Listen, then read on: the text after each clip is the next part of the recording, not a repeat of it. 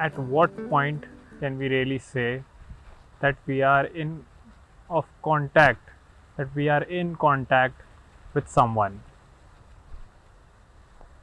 Can we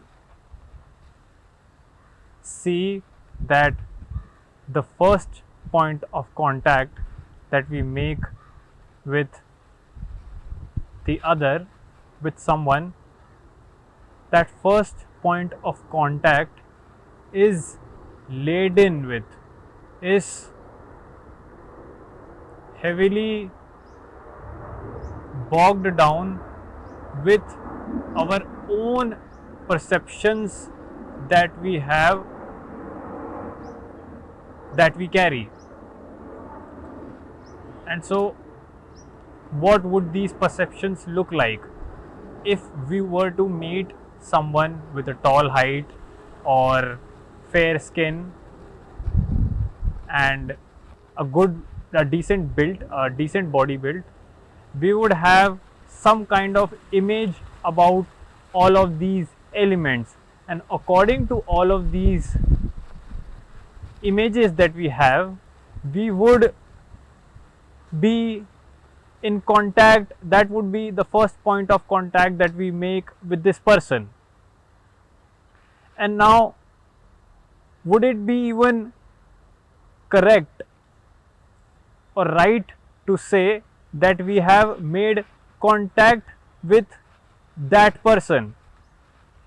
Or is the first point of contact that we have made is with our own perceptions, our own ideas that we carry within? Whenever we see or we meet someone, and without engaging with them, whatever ideas, whatever that goes on in our head only shows us or makes us familiar with our own perceptions, biases, ideas that we carry within. And those ideas, perceptions has nothing to do with the individual that we have seen or we are meeting. And so, in this way, we can actually get to know about our own little perceptions, ideas, and biases that we carry, because the first point of contact, which is sight, which is seeing, that we make with the other person, only gives us information about the notions that we carry about a certain appearance. Without actually engaging with the person, we create this image about this person, and these images, the elements, the contents of these images is supplied by our past, is supplied by our past experiences. Whatever knowledge that we have, whatever past experiences that we may have had, would build the image of this person that we see in front of us. So, the first point of contact can never be even called or categorized or identified as contact, because what we are perceiving and seeing is our own past, is our own ideas and notions that emerge from within us as a result of this outside stimuli, which is a person in this case.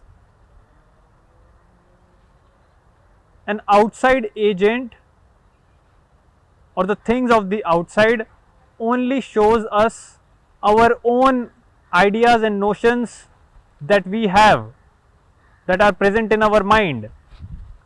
It is only through engaging with the person, talking with the person, that we can really establish some contact with that person. But again, in engaging with that person, that point of contact is now already colored with the older perceptions, the older notions and ideas that we already carry. With this colored perception, with this image that we have, can we even now fairly, correctly, rightly engage or be in contact with this person? Because being unaware of all of these factors that play in, on the first point of contact itself, we will begin to engage further, and however far we will go in our engagement in understanding or making contact with this person, all of it would be just a result of this color, this image that was established, that formed in that first point of contact itself. So do we even have the capacity to engage or be in contact with the person without any already preconceived ideas and notions that we carry within ourselves, that are present as a result of our past? To establish a right relationship then requires to strip oneself of our past and see and come close and come in contact with that person without already having those ideas, prejudices and notions. Being polluted ourselves, how can we expect to establish a clean, fair, right relationship with anybody? All our relationships, all our contact that we make outside of us would be a modification of this inward pollution that we have. All of our engagement would be polluted because of this pre-existing pollution of the past, of ideas, of notions that we have within. So to establish, to have right contact with anyone requires us to be completely free of our past, of our ideas and notions. It requires us to be aware and in knowledge of our own tendencies, compulsions, habits that we have. Because without this fresh approach, without this ability to have a clean, fresh mind, all of our engagements, relationships would be a result of, a product of the image that we have within. And so essentially we would have no idea the point of the contact that we are establishing, the relationship that we are establishing is all corrupt. There would be no relationship, there is no contact, there is no engagement, because what we are engaging with, what we are coming in contact with is our own prejudice and biases. We can claim afterwards, or we can claim later, that we have known the person or I have established a relationship, but what we have established a relationship is with is a modification of our own notions, ideas and images, pre-existing templates that we have in our head. We would never be able to establish any clear, right relationship with anybody. We may think we have a relationship, we may think we have come in contact with a person, but all we have come in contact with is our own past, without being aware of this process of the past, of how our ideas, notions make and construct this image. We would always fail to have any sort of real contact or relationship with anybody. So I have to see that when I come in contact with a car, I am coming in contact with actually my desires and my greed. When I come in contact with a woman, I possibly could be coming in contact with my own lust. When I come in contact with a house, I come in contact with my desire to have more. So I never come in contact with that car, with that woman, with the house, because I see all of them through my own lens of possession, having, owning, unable to see the car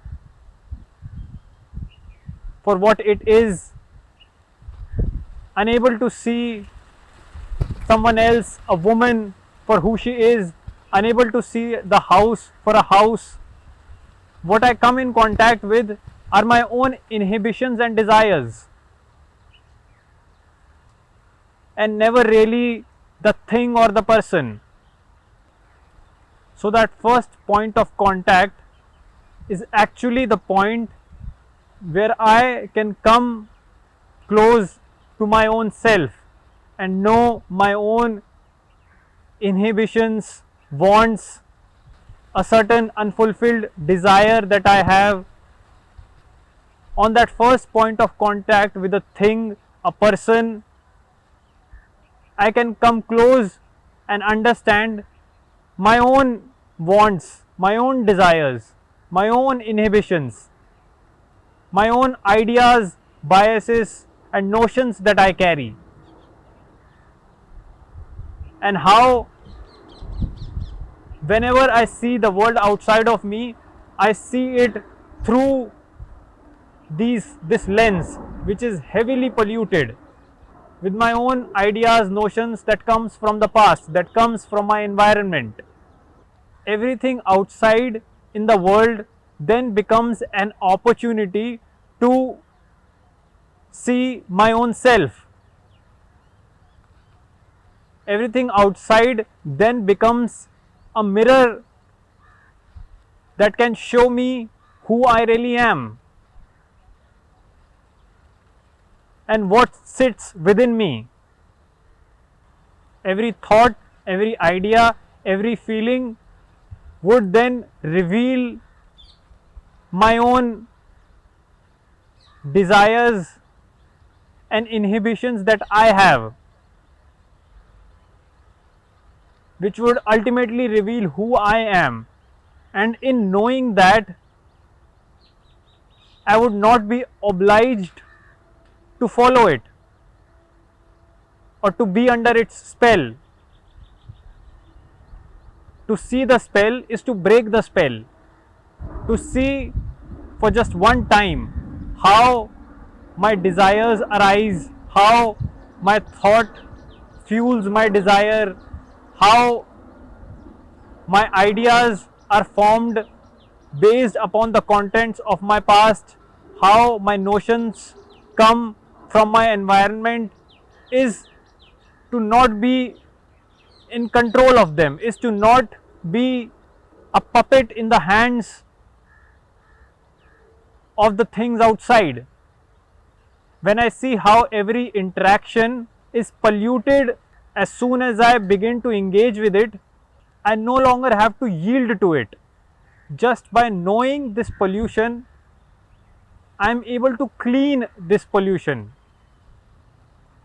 Just by seeing how my past manipulates me, that manipulation stops.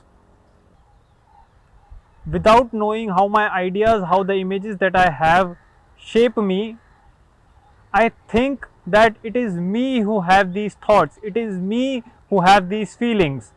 But in fact, it is the other way around. It is the feelings that have me. It is the thought, the idea that make me do certain things, that make me act. It is my past which controls me. Practically, we would say that I have a past, but when we come close through observation and examination, we find that I don't have a past. In fact, my past has me, and the past controls me to just further itself. And understanding it, seeing it for oneself, frees us of this control that the past, that our thoughts and feelings have over us. One is finally out of the spell, out of the hallucination and a mechanical movement that is the result of living ignorantly, being blind to the influences that control us, is to hand over the leash of our life to something outside, to an outside party, and this outside party now decides how our life will turn out. We may think that we have a control over our life, we may think that it is us who drive the course of our life, but that's not so. These outside influences, our past, our notions, our preconceived ideas that we get from the environment, are the ones that are shaping, controlling our lives. So to know how our mind functions, how we are vulnerable to our own thoughts and ideas, we come in contact to our own self. We are finally able to see who we are, who I am, because what I am is my past, my experiences, my desires, and this past, my desires have a control over me, and so I in my life am nowhere. What is this past, is these experiences, is this memory of being someone. And really knowing this for our own self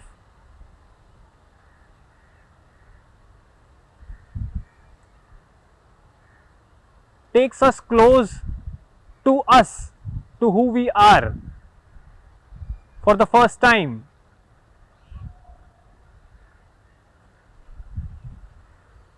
We finally are in contact with who we are, and not our own past, and not my experiences, and not the influences of my environment.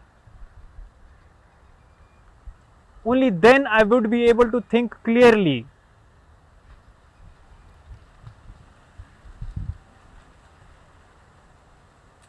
Without my past and my memories burdening me. It is a burden that one realizes that one doesn't have to carry anymore.